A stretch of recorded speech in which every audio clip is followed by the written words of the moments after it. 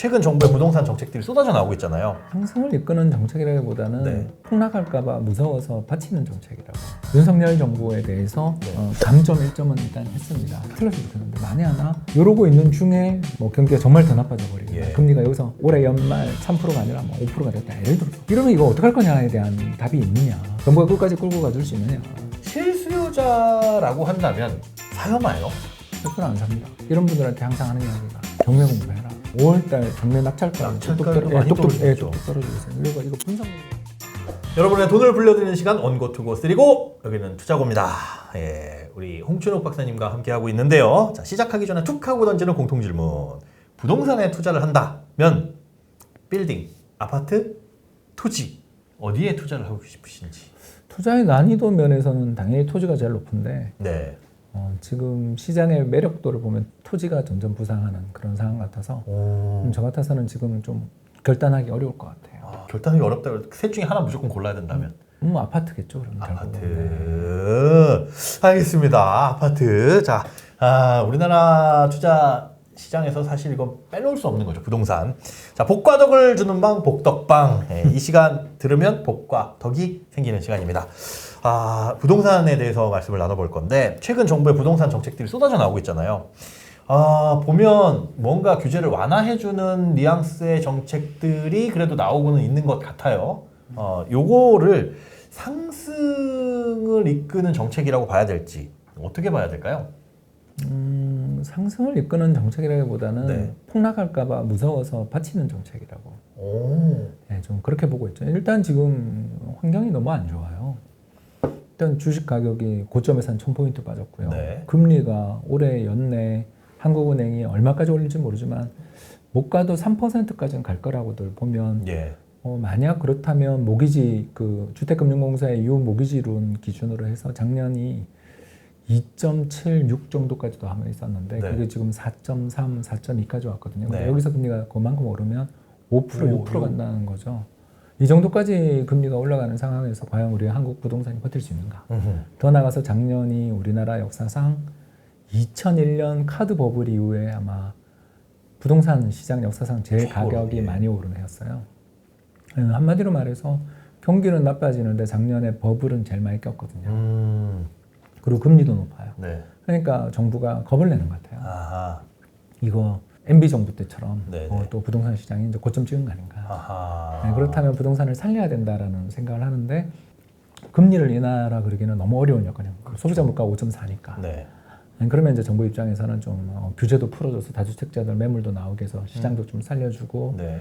또 더 나가서 분양가 상한제도 좀 완화해서 재건축 재개발 단지들 특히 둔주 같은 데도 네네. 좀 살려주고 뭐 이런 식으로 해서 시장에 좀 어떻게 보면 또 이번 전세자금 대출이나 이런 것들 관련된 규제들도 좀 보면 뭐 예를 들어서 가격 많이 안 올리고 전세를 2년 주고 그러면 뭐 실거주를 인정해 준다든가 이런 것들은 좀 어떻게 보면 상당히 주택 시장의 입장에서 보면 먼 미래는 모르겠습니다만 네. 좀 호재성 재료들도 꽤 있고 그래서 일단 저는 부동산 시장이 유동성도 좀 주고 사고 팔 수 있으면서 더 나가서 부동산 시장이 앞으로 폭락할까 네. 걱정돼서 부양하는 쪽으로 돌아서려는 그런 기미를 좀 보고 있습니다.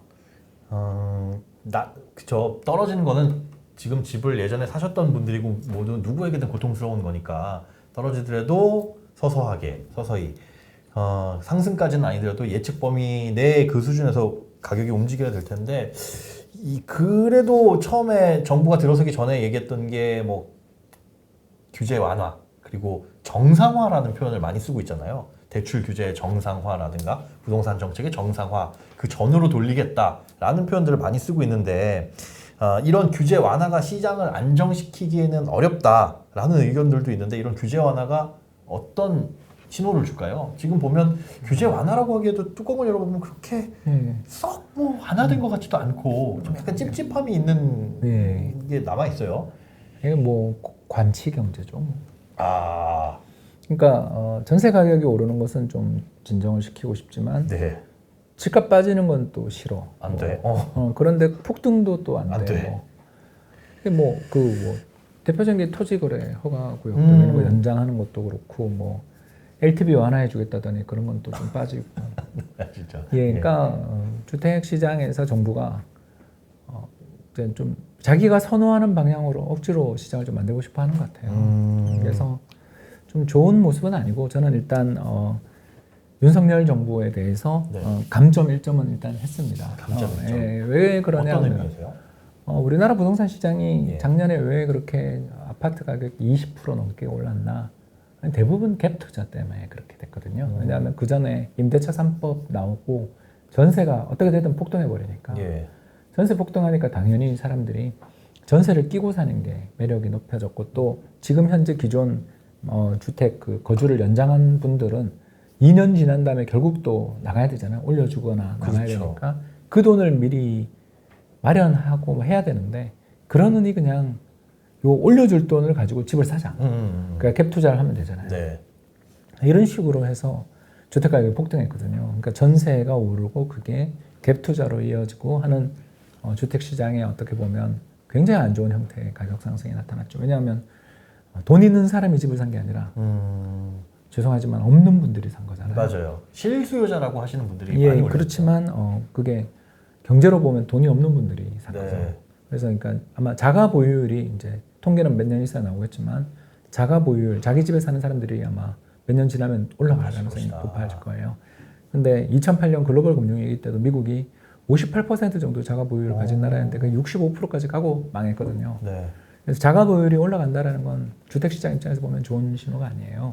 여기다 이제 두 번째로 그때 투입한 돈이 어디서 나왔냐면 주택담보대출이 안 되잖아요. 네네. 갭 투자에 뭐 나올 리가 없잖아요. 그렇죠. LTV 규제가 있는데 예. 그래서 어떻게 했냐면 신용대출로 하거나 또 자기 집을 살고 있는 집에서 자기 돈으로 잘 살고 있었으면서도 전세를 네. 그걸 전세자금 대출을 받음으로써 현금 유동성을 확보해서 갭 투자를 한 거죠. 네. 자, 이런 경우에는 레버리지가 100% 이상이겠죠.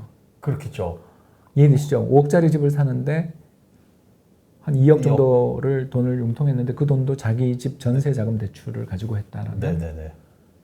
지금도 또 자기는 몇 달 뒤에든 몇 년 뒤에 그 돈을 돌려줘야 될 돈을 가지고 그렇죠. 이해되시나요? 어차피 그건 근데 돌려받을 수 있다. 라고 생각하는 거죠. 예, 생각하고 돌아가는 거니까. 예, 근데 이제 그게 한 번만 삐끗하면 이게 문제가 될 수 있는 부분들이 너무 많죠. 그래서 코로나 팬데믹 기간 중에 그 전세 자금 대출이 거의 50% 늘었어요. 그리고 그 신용대출, 주택 관련 신용대출도 거의 30% 가까이 늘었거든요. 네. 근데 그 전체 부동산 담보대출, 주택 담보대출 같은 거는 10%도 안 늘었어요. 그건 규제 때문에 어쩔 수 없이 눌러놔서. 예, 그런데 이제 그게 금리가 그 주택담보대출이 제일 낮을 거고, 그렇죠, 당연히. 전세자금대출이 좀 위에 있고, 그리고 신용대출이 그거보다 훨씬 위인데 앞으로 이제 금리가 오르잖아요. 어디부터 오를까요? 그렇죠. 여기 예, 이제 위에서 신용대출부터. 예, 그 신용도가 낮은 데부터 오르거든요. 그게 그러니까 이런 걸 생각하면 정부의 정책은 이미 정해져 있거든요. 어떻게 하냐면 금리가 오르는 상황에서 전세자금 대출들 문제들이 터질 수도 있고 좀 위험하니까 전세자금 대출을 못 나가게 하고 예. 또 전세자금 대출이 못 나가게 되면 주거 불안정이 생긴다라는 문제가 있을 때는 그거는 정부가 재정을 써서 월세로 가시는 분들한테 지원을 더 지원을 확대해주고 하는 방향으로 해서 계속 레버리지를 꺼야 되는 형국인데 이번 대출 규제라든가 이런 것들은 대출을 오히려 더 늘리는 정책의 성격을 좀 띠고 있죠. 그렇죠. 정작 가장 안전한 LTV는 안 늘리고. 맞아요, 맞아요. 아까 제가 그래서 관치라는 거죠. 그래서 마이너스 1점. 예, 마이너스 1점은 일단 저는 5점 만점. 5점 만점이죠. 예, 5점 만점. 저는 100점 만점에 마이너스 1, 이거 너무 약한데라는. 이제 5점 척도입니다. 예. 일단 시작할 때는 5점 만점. 마이너스 20점을 때렸네요, 그러면. 예, 100점 만점에. 그만큼 실망스러운 정책이죠. 나중에 어떤 평가를 받을지 모르겠습니다만 제가 틀렸으면 좋겠고요. 예. 일단 버블도 아니었고 뭐 전세 쪽에서 가지고 있는 문제도 없고 앞으로 금리도 안 오르고 이러면 뭐 제가 기분 좋게 틀리는 거고요. 저 근데 맨날 틀려요. 괜찮아요. 저 엄청 잘 틀려요. 작년 이맘때 우크라이나 전쟁 안 날 거라 그랬고요. 뭐 작년 이맘때 저 인플레이션 이제 단기 그 피크 치고 이제 하반기로 가면서 물가 안정될 거라고 그런 사람이에요. 제가 뭘 알겠어요. 어떻게 다 맞추는 게 더 이상합니다. 맞추면은 코로나 때도 뭐 일시적이라고 그랬고요. 뭐 그건 맞았네요. 아니 근데 지금 말씀 그걸 들어보니까 LTV가 가장 안전한 대출이긴 하나 LTV를 늘려줬을 때의 고민은 집값이 하락했을 때 사실은 큰 리스크가 그거 리스크 없어요. 없나요? 우리나라 하기사. 평균 LTV가 얼마일 것 같아요? 지금 우리나라 전체 돈을 빌려간 가구의 평균 LTV가 얼마일까요? 글쎄요, 규제도 있으니까 뭐 50도 안 넘을 것 같은데. 네, 40%가 안 돼요. 40도 안 돼요? 네, 그러면 집값이 60% 빠져야 은행 손실이죠. 그렇죠. 근데 물론 이제 그 전에 손실이 나겠죠. 왜냐면 이자를 못 내니까. 네. 근데 여러분 이런 사례에서 보는 것처럼 우리나라가 뭐가 문제냐면 가계부채가 전체가 문제다 이런 식으로 이야기하는 사람들은 이건 선동하는 겁니다. 그냥 그 예. 사이즈 가지고 가계부채 예. 문제다 뭐 GDP 대비 얼마 절대적으로 얼마면 문제다라는 룰이 있나요? 없습니다. 아니 예, 아빠가 없어요. 대출이 알고 보니까 우리 아빠가 대출이 1억이래. 그런데 연봉이 한 5억 돼. 그럼 그게 1억이 문제냐? 언제 그러면 이제 그걸 우리는 그 금융 자산 대비 금융 부채 비율이라고 하는데 그게 20%가 안 돼요. 엄청 건전하네요. 예, 엄청 건전하죠. 그런데 이제 문제가 아까 얘기한 것처럼 돈이 있는 사람이 집을 사는 거에 대해서 규제하는 거에 대해서 저는 이제 가격을 올리니까 규제한다 이런 마음은 이해하는데 이제 작년에는 안타깝게도 돈이 없는 분들이 영끌 해서 어떻게든 산 거예요. 근데 그 영끌이 LTV 성공했어요 또. 작년에 그렇죠. 2기 신도시 대부분 지역이 30% 이상 올랐잖아요. 동탄, 네. 광교, 뭐 파주, 고양, 남양주, 양주, 뭐 시흥, 안산 이런 데가 다 20에서 30%씩 올랐어요. 그러니까 성공했죠. 근데 제가 그분들이 뭐 선택한 거는 인정하는 거고, 저는 그런 야수의 심장이 없으니까 못 하는데 제가 하고 싶은 이야기 뭐냐면 레버리지 풀로 땡겨서 하는 베팅이 최근 우리나라 주식시장이 왜 이렇게 힘드냐면 신용융자했다가 털려서 그런 거잖아요. 그러니까 이거가 없다라는 보장이 있습니까? 그거를 지금 부동산 시장이 안정돼 있을 때 지금 뭐 그렇게 급등도 없고 급락도 없잖아요. 그럴 때 좀 불을 꺼야 되는데 갑자기 이제 외부의 영향도 안 좋고 금리도 올라가고 주가도 폭락하니까 이제 덜컥 겁이 난 거죠. 그래서 유동성을 더 공급해주겠다는 식으로 이제 나온 건데 만에 하나 이게 제가 틀렸으면 좋겠는데 만에 하나 이러고 있는 중에 외부 충격이 하나 더 생기거나 해서 뭐 경기가 정말 더 나빠져 버리거나 금리가 여기서 뭐 올해 연말 3%가 아니라 뭐 5%가 됐다 예를 들어서 이러면 이거 어떡할 거냐에 대한 답이 있느냐 정부가 끝까지 끌고 가줄 수 있느냐 전혀 없네요. 그러니까 이런 것들을 우리가 걱정하는 거죠. 이거 말고도 또 중소자영업자들 부채가 260조 연장해 놓은 거 있잖아요. 3번 연장. 전 그게 걱정이에요. 연장된 거 지금 연체율이 거의 사상 언제부터로 아예 연출이 바닥이잖아요. 연체율이 바닥이라는 건 잘 갚고 있다가 아니라 계속 갚아야 되는 만기 연장해 주는 것도 있죠. 그거 중에 이제 옛날 우리나라가 그 카드 위기 때 연체율이 20% 가까이 간 적이 있었거든요. 그걸 최악으로 생각하면 40조 손실인데 40조 중에서 한 절반 정도 건진다고 치면 담보 없는 대출은 또 아닐 테니까 100% 신용은 아닐 거 아니에요. 그러면 한 20조 정도 손실인데 우리나라 은행들이 1년에 벌어들인 이익이 몇십 조 되니까 그건 아무 문제 없는 정도이긴 하나 문제는 이제 거기 240조, 260조에 만기 연장되는 돈들이 다 20% 부실화가 된다는 것도 너무 과한 가정이지만 아무튼 그게 부실화되는 시기가 만약에 하나 나오면 그분들이 대부분 다 은행에만 그 사업 대출을 받은 게 아니라 자기 주택 담보 대출도 다 받고 계실 거라서 P2P도 받고 뭐 대법원도 그런 것들이 있을 수 있다는 거죠. 그래서 저금리로 대출들을 빨리빨리 갈아타셔야 되는 것도 중요하고 한데 우리 가게는 거꾸로 고금리 대출로 가신 거라서 그러게요. 요걸 걱정하는 거죠. 누가 나쁘다 이런 이야기를 하는 게 아니라 겁을 먹은 것 같다. 나는 정부가 윤 정부가 그 기세와 달리 처음에 기세와 달리 겁을 먹은 것 같다. 해보니까 이거야 이렇게 했다가 이러면 큰일 날 것 같은데. 그러니까 주택 가격이 빠질까봐 지금 겁을 먹는 것 같아요. 요즘 기사들 보면 서울 어디에 무슨 아파트는 뭐 몇 억씩 빠졌다. 이제 본격적으로 집값 하락 시작되나 영끌족 어쩌나 뭐 이런 타이틀의 기사들이 많이 보여요. 이거 부동산 하락의 뭐 전조 증상이라고 봐야 될까요? 어떻게 해석해야 되나요? 뭐 전조일 수도 있죠. 그러냐면 세종시 보면 2년 전에 40% 올랐거든요. 그리고 작년 올해 사이에 줄줄 좀 빠져서 한 5%인가 10% 빠졌대요. 자, 폭락인가? 아니요. 그렇죠. 더블 난 걸 뭐 단지별로는 몇 더블도 났겠죠. 그거 후에 한 5% 10% 조정은 고마운 거 아니에요? 그렇죠.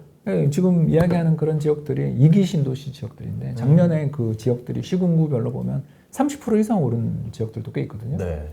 야, 그게 그럼 조정받았다. 당연한 거 아니에요? 근데 이제 부동산 시장 전체의 조정으로 갈 거냐를 물어봐야 되는데 또 요새 보면 또 강남 일부 지역은 신고가가 막 나오고 있잖아요. 맞아요. 한편으로는 이게 왜 그러냐가 정부가 유도한 거잖아요. 이게 왜냐면 다주택자들이 세금 중과를 완화해 주면서 핵심 자산으로 모으는 거잖아요.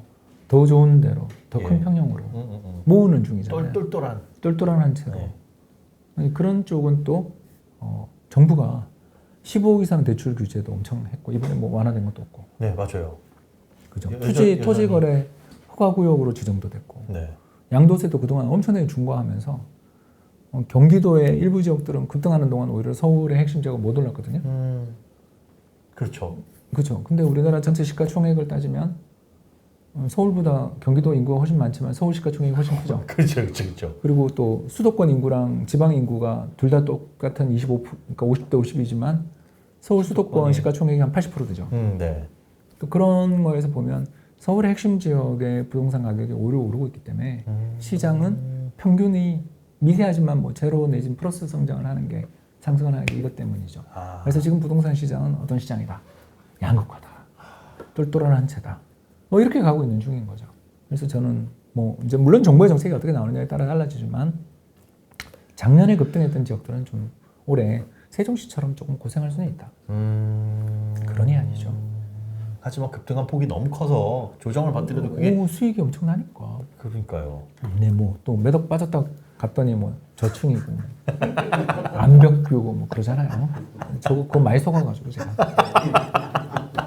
안 가보면 말을 마세요. 그래서 가보진 않았어요. 그러게요. 그거 생각 안 했네요. 이게 몇 층인데라는 생각은 오늘 또 증여성 거래 이런 것들 그쵸. 걸러내야죠.